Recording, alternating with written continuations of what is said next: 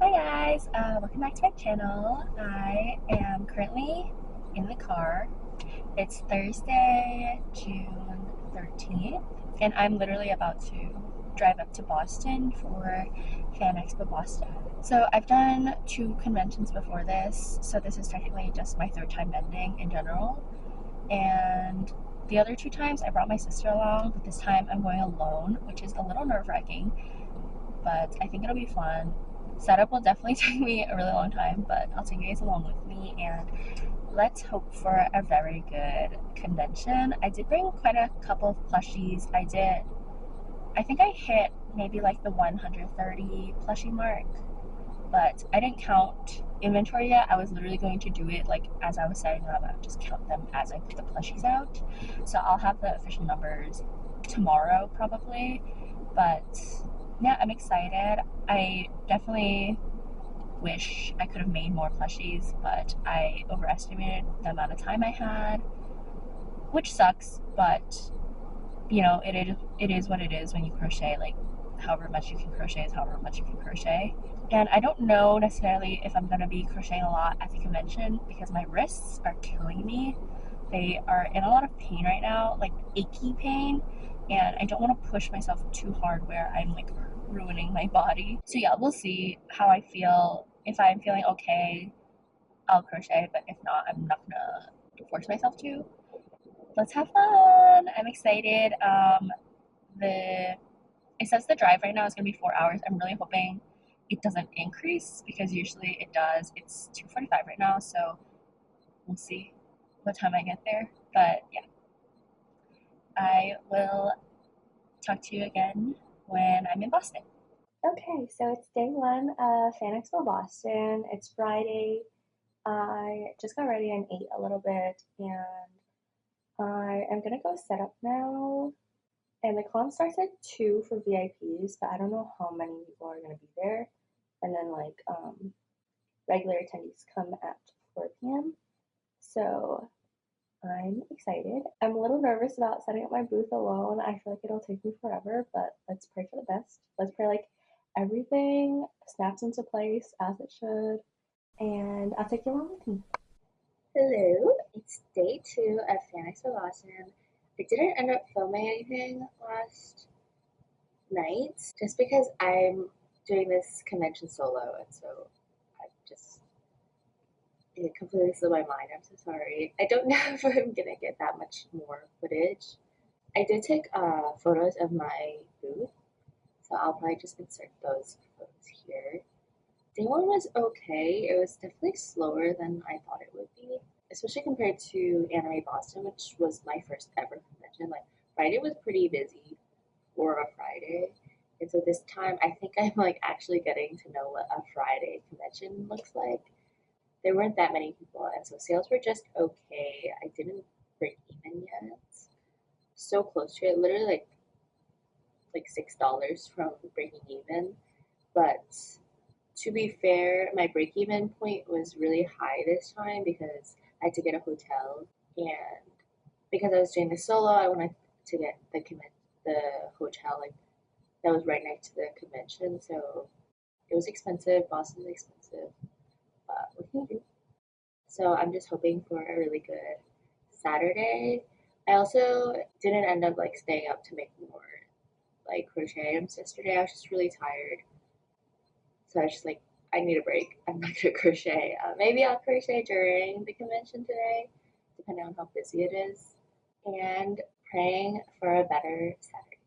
I am back in my hotel room now. Day two just ended, and again, I barely caught or didn't even get any footage.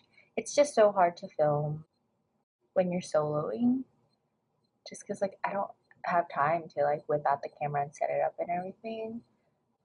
But towards the end, I did end up selling like all of my smaller, like small ticket items, and whether I was left with only like the big items left. Yeah, because today it ended at 7 p.m. I think I'm gonna try to crochet some small things just so like when I go back tomorrow, it's not just the big things. So I don't know if you guys can relate, but like when you only have like a couple things left on your booth, people just tend to walk by you and they don't really stop and even look at your booth. They just, it's like they don't even see it just because there's only like a couple of things at your booth. So towards the end of the convention, that's what I was struggling with. Like I only have maybe like six crochet items left in my inventory, like completely.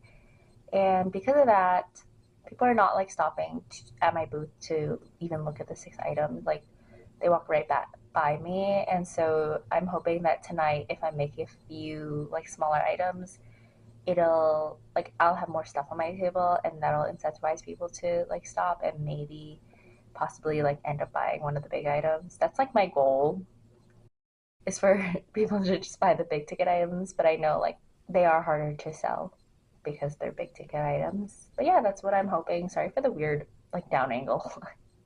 I have the camera like on the table. I'll show you guys what I can end up crocheting today. I actually like don't have that much yarn, so who knows what I can make. Since today was a good day, like I ended up selling everything except for the six items, so I'm not gonna push myself too much more, but obviously if I'm able to make a lot, that's amazing. But yeah, I'm about to have dinner. Oh, you can actually see it right here. I just got sweet green because it's right next to the convention center. Let me show you guys what my order is. I haven't had sweet green in a while, but this is what I got. I modded the buffalo chicken bowl. Hopefully it's good. I haven't had it in a while, so I don't even know if this is a good combo or what. But if you love sweet green, tell me what your order is. And I just got a water as well because I'm so dehydrated. I need water in my system. Oh, it's not even. Oh my god, I was talking this whole time and I wasn't focused. My bad. But yeah, time to eat. Talk to you guys later. I've been working for around like 2.5 hours, give or take a little bit. And this is everything I made. So I made 6 mini whales and 3 mini octos. And it's midnight now, and I really want to just shower and like sit in the hotel bed. But I think after a shower, I'll try to make a couple leggy frogs if I'm able to. If not, I'm just gonna go to sleep because early morning and I'm tired. But pile of yarn and my pants are covered in yarn and polyester from the stuffing. That's yay! I'm glad I got all of this done. Was I slow or was I fast? I need like what's like 2.5 hours divided by 9 plushies? I don't know. But so these mini guys will be added to my booth tomorrow. Hopefully they sell and hopefully the rest of my inventory sells. And then I'll probably try to leave the convention earlier than the 5 p.m. end time just because I have to drive down back to New York tomorrow and I don't really want to drive like a majority of my drive during a rush hour and I don't want to get back too late. But we'll see. See you guys tomorrow. Okay, it's day 3, the final day. I'm losing my voice a little bit. I'm talking too much. But it's day 3, the final day of Fan Expo Boston. I'm hoping I can sell the rest of my plushies, but if I don't, it's fine. You know, it's the past 2 conventions I've done, I've gone home with basically 0 inventory, and it's been honestly a real struggle, like trying to build up inventory when you get depleted back to 0. So it'll be okay if I don't end up selling everything, but obviously it would be amazing if I did. They had a free like exhibitor breakfast today, and I was planning on going to that, but then I woke too late, and I had to pack up the hotel room because I'm checking out today. After the convention, I'm driving straight home. Okay, I am here for the Fan Expo Boston recap. It's been a little bit more than a week since Fan Expo Boston, and I just needed the week to decompress a little bit and look over my finances. Also, running a business is so hard because I was late on filing my sales tax and I paid a penalty for it. So, things to remember as a first time business owner. Regardless, I think I got it all figured out. FYI, I have a mic now. Woo! The crowd erupts. Sorry if you had to listen to my very, very crunchy audio from my last video. I really didn't realize it was going to be that bad when I uploaded it on YouTube, but hoping that now having a mic, it'll be better. It does have a little clip on it, but I think my t-shirt neckline is a little too high today to clip it on and have it like comfortably sitting on my shirt. So I'm going to hold it today. I'm pulling in my inner podcaster to hold this mic. So enough rambling, let's get into it. So just a quick recap of Fan Expo Boston. It was a Friday to Sunday convention, so 3 days.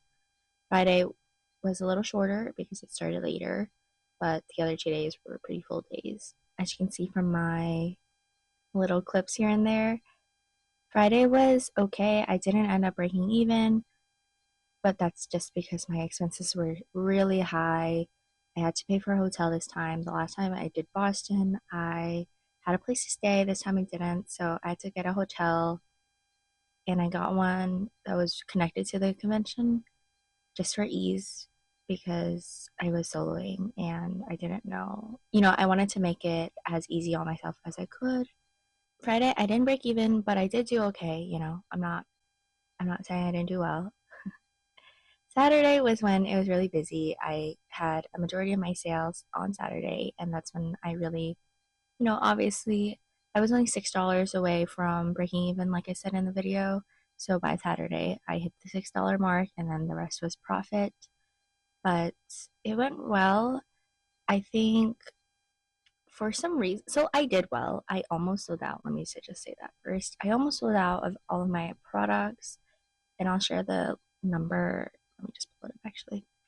But for some reason, the convention felt slower than it actually was.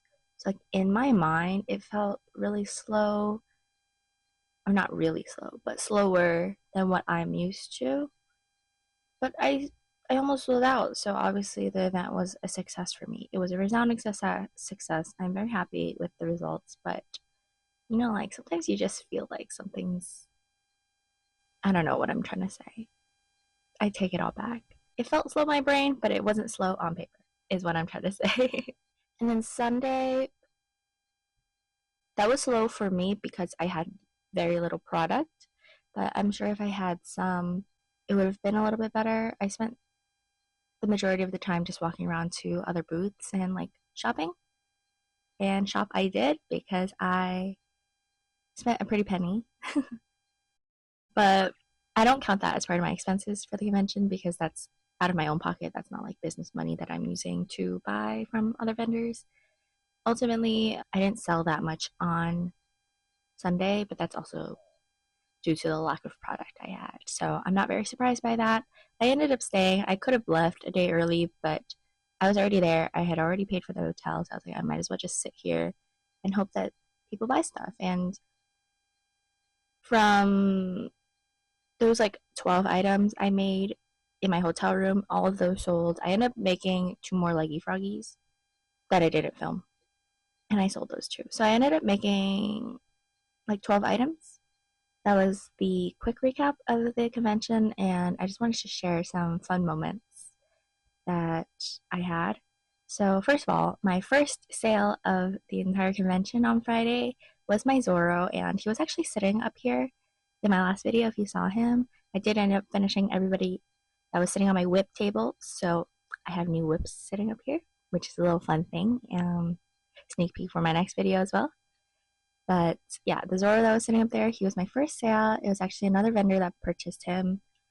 They wanted to buy it as a present for their friend. So I was really happy because obviously Zorro's pricey. He's $150. So it was exciting to make that big of a sale right away.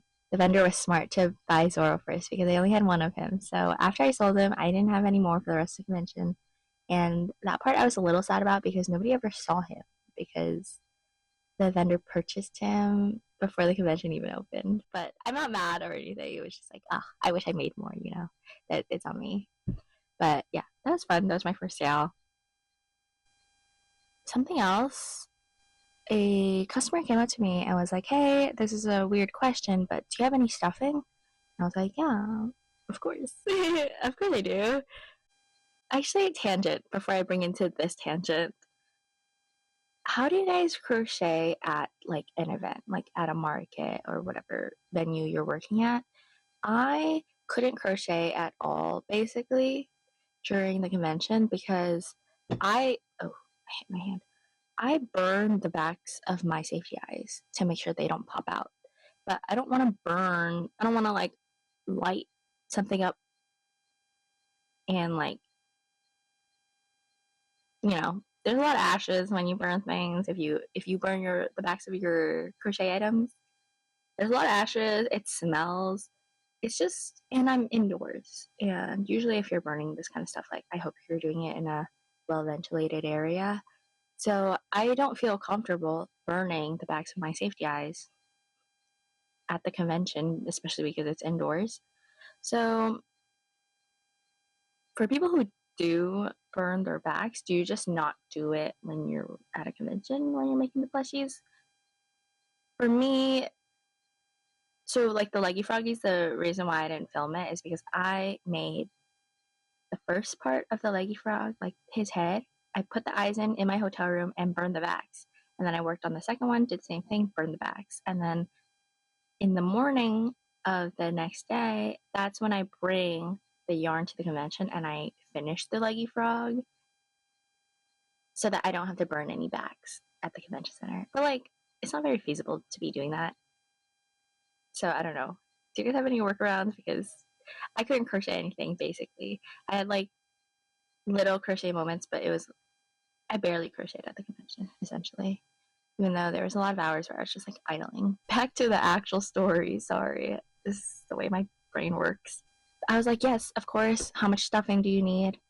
And I just literally like stick my hand in my bag, my stuffing bag, and I just like pull out a clump, and I'm like, more, less, like let me know. And she was like, oh, that's the perfect amount. Like I don't need that much. And she tried to pay me for it, but I was like, I honestly don't even know how much I would even try to charge you for it, and it's probably like 50 cents maybe because I buy my stuffing in bulk. So like just have it, you don't have to pay me. But instead of like paying me for the stuffing, she purchased a mallard duck. So I was appreciative. And it's funny because this happened to me at my first convention at Anime Boston too, where a vendor came up to me and she's like, "Do you have any stuffing?" I ran out. And at that point, I was leaving the convention because I had already sold out. So I was like, "Take the rest of my stuffing. It's, have it." And she tried to pay me for it as well, but I was like, "It's fine. Just take it. I don't mind losing a couple of bucks if it means helping out." And it's funny because it's like it's not that weird of a request because of course I would have stuffing as a crochet artist. Like the fact that it has happened twice, that was funny to me. But any other highlights or big moments? Oh, I know. On Saturday, I rewind. I had only made 3 Triceratops. 2 were in Sweet Snuggles Light, and 1 was in Parfait Chunky. The first ever Triceratops I made was the Parfait Chunky one, and the pattern is by Club Crochet. And so if you've made that Triceratops pattern, it's small. Like the pattern itself is for like a minier Triceratops, and I didn't want one that small, like with the Parfait Chunky, so I started making them in Sweet Snuggles Light.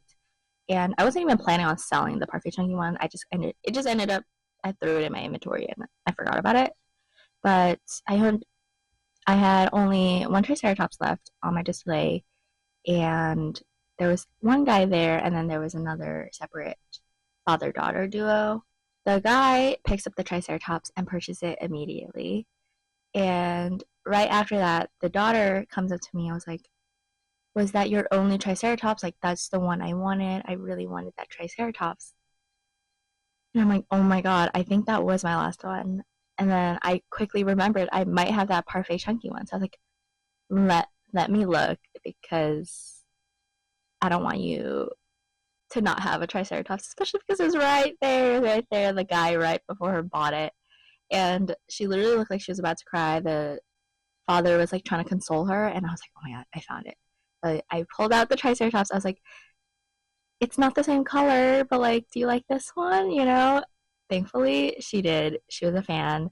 And so I sold it for $8 instead of the 15 that I sell the Sweet Song of Light one for. And I'm glad because it made me happy to see like she wasn't leaving like empty handed without a triceratops. So that was fun. I'm glad. I'm glad I had that mini one remaining. Any other stories? Last story, just to end it on like a funnier note. Of course, day two, I was running late, and so I was running like back and forth from like my hotel to the convention, and then I really needed coffee because it was really early. So I ran, grabbed coffee, came back to my booth, and by that time it was already 11, and the convention starts at 11 or 10, 10 or 11. I'm forgetting now. Either way, the convention was starting, and I had like nothing set up. My square was not ready. I was busy putting plushies out onto my booth again. Huge cup of coffee. I knock it over, all over my little open area. I knock it over there. I knock it onto the outside with the display, and then it's touching some of my like display buckets.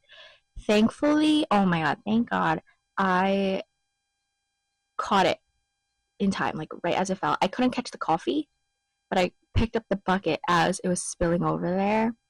And so, oh my god, it was a nightmare, but none of the plushies were harmed in this coffee fiasco, thankfully, because I would not feel comfortable selling those if it had even touched them. But yeah, it didn't touch any of them. I had to clean up that mess, and it was so funny because customers were trying to come and look at my plushies. And I'm over there like wiping coffee off my table. I'm like, I'm so sorry. Like, if you want to purchase something, please give me a second. I just need to clean this off. And yeah, I was like, of course this happens to me. Of course. Okay, I'm back. Sorry, I had something in my eye. I had to get it, had to fish it out, but I'm back.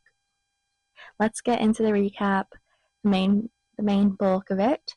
So I brought 179 items, and that includes the 12 I made at the hotel. I had 179 items and I sold 173, so I am left with 6 items. So that's very exciting. I'm very happy with that number. Let's get into my bestsellers. Of course, the bestseller that I always think of is my Goja Cats. And if you saw them in the last video, then you know I mentioned in my 2 other conventions that I've done, my Goja Cats sold out, and this was no different. He sold out on the first day. Everybody loved him. People kept coming up to me asking me, like, are you the Goja Cat vendor? And I was like, oh my god, I am, but I sold out. I'm so sorry. I just need to stock them, and I don't for some reason. I always leave them for the last minute, and I'm not able to make more than like 3 or 4. So that's an issue I have to work on. I have to prioritize him because clearly people cannot get enough of him. Another bestseller, something that I was surprised about, I ended up bringing 30 chickens. Oh my god, so many interruptions. First, I had to fish something out of my eyeball, and then my camera died. So I'm back after a little bit. Let's get back into it. Where did I leave off? I think I was talking about chickens, where I had 30 chickens, and I sold out of all of them. Except for one. Actually, I have him right here. Technically, I did sell out because this chicken was unsellable, and he was from my last convention. I had completely forgot about him. He needed a fix, and I forgot to fix him, and I brought him. So he wasn't able to be sold again. I'm so sorry, Miss Mabel.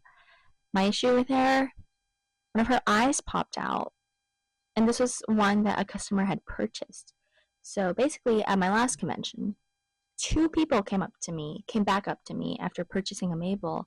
It was like, I'm so sorry. I think I was really rough with it, or like he fell or something, and the eye popped out. And I was like, oh my god, 2 people. That's a lot of people for like an eye for in one of my Mabel chickens to fall out. And that was really disappointing on my part because I was like, I want these plushies to last for my customers, you know.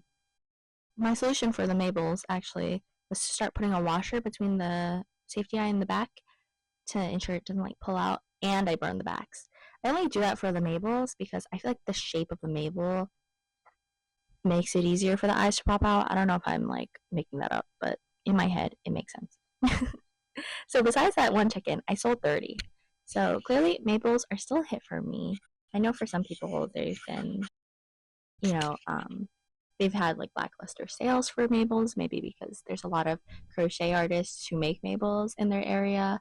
At least for me, there were other crochet artists at the convention center, but none of them sold like the regular market makes that I see on crochet YouTube at least. So all of my regular market makes did well. Speaking of which, I had 22, around 22 leggy froggies all sewed. Like I said, like I don't know, people just love them here, and not that many people were making it. But obviously, I think if I was doing a market where there are other crochet vendors who are making these maples, I wouldn't have the type of sales numbers for them that I do. But yeah, everybody was loving the chickens and the leggy frogs. Actually, I think my true bestseller, and actually what I ended up being kind of known for in the vendor hall, was the booty turtles. Everybody loved the booty turtles. I made 11. If you saw my last video, you would have seen that. I made 11 booty turtles and I sold all of them very easily. And I actually was holding one with me for somebody who came by my booth. She was like, I'm an employee here. Like, I really want this booty turtle. Like, I just don't have my card on any. Can you hold it for me? And I'll come by later. And I was like, yeah, of course. I don't know if I'm going to do that in the future, but I just said yes because she was an employee. So I was like, I figure she's probably going to come back. But normally I don't think I'll do holds. Anyway, I kept the booty turtle kind of like behind the display next to me. So it wasn't really like in the eye of everybody looking at my booth and my display. But I actually had two people point at the booty turtle that was like a little hidden. I was like, is that one on sale? And I was like, I am so sorry. It is not. Like, I have it on hold. I'm so sorry. But that was funny because everybody who came up to me was like, are you the one with the booty turtles? And I was actually talking to a vendor later on that Sunday. And she was like, are you the booth that has the turtles with the butt? And I was like, I am. I am.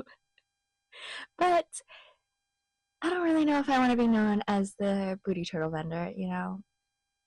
That's TBD. But yeah, I'm glad everybody loved it. I did make 9 mushy boys and they all sold out. Oh, and chicks, of course. I had also around like 22 chicks. So those were like my main bestsellers. I sold out of all of my Luffy's. Luffy's always a hit for me. Everybody loves that man, as do I. Something that's was weren't hits for me, like my least sellers for things that all sold out, you know. Actually, not really. Let me get into the 6 that were left over. The 6 items that did not sell, funnily enough, 4 of them were from my last video. So I was grinding tooth and nail trying to make these plushies, thinking everybody was going to buy these up. I was rushing to make them because I thought they were going to be bestsellers. And 4 out of the 6 of them did not sell. I'm like, oh, okay. I guess I can't really predict demand, truly. But let me get into why. So of the 6, 2 of them were the porgs. So I had ended up selling 3 out of the 5 porgs. 60% success rate. I don't know. It's alright. Those were really hard to sell for me. Even the 3 that I did end up selling, they were hard sells. People weren't just like coming, grabbing. I want this, you know? I had to like ease them into it a little bit. Grogu also did not sell. And then Ditto. Those are the 4 that I have remaining. For me, I thought Fan Expo Boston was going to be half anime, half Western media. And it was in terms of the people, the attendees. But in terms of my customers, most of them were not the people buying the Western media esque items. And my theory is because, like, for example, the Star Wars franchise with Porg and Grogu, they have it locked down with the merch, you know? Anything Star Wars related, you can probably get very easily from the official channels. So they don't really need a crochet version, especially because I'm charging more because it's handmade and it costs more to make, you know? So that's my theory as to why I wasn't able to sell a lot of them because they probably already have 5 porgs sitting at home, you know? So that was an interesting find for me that like even though the attendees were pretty split half half with like Western and anime, most of my customers were not the people who were interested in like Western media characters. So I think in the future I probably won't make many more porgs if I'm being honest, because the 3 that sold were very hard to sell, and I still have 2 more right over there. Another find is that sea turtles, really don't sell that well for me. I like making sea turtles, unpopular opinion, but I like making them. I think they're fun to make, but every time I make them, nobody wants to buy them, and that's really frustrating for me because I'm like, I want to make more. I'm not gonna make more if they're not what my market wants, right? So I did sell all of the turtles I've ever made in my time as a vendor, but people don't want them. Like, they're very hard to sell for me, which is very surprising because compared to a lot of other YouTubers that I watch, they cannot keep the turtles in their on their shelves. They are selling them like hotcakes. But me, it's a slow burn here. So I don't know if I'm going to continue making turtles. Maybe I will if I feel like making some, but I'm definitely never gonna be like 15 turtles in my inventory because they just don't move that well for me. So I think that is interesting. It's so dependent on where you're located, right? I think that was it for all of my highlights and big overviews. Let me get into my expenses because ooh, there were many. There were a lot. I'll be sure to keep the pie charts, any that I make, here on the screen so you can follow along with me. But I'm not going to highlight all of my expenses and sales, but I just want to give you an idea of the kind of expenses I was looking at. So the Fan Expo booth was $350, which honestly isn't that bad compared to for Anime Boston. I paid $550 for 2 passes, 1 pass for myself, and I had to purchase an additional and the booth. $550 was hefty. So $350 I think is pretty average for a booth. But my hotel was over a K for 3 nights. That was over 300 a night. That was crazy. Hotel is insane.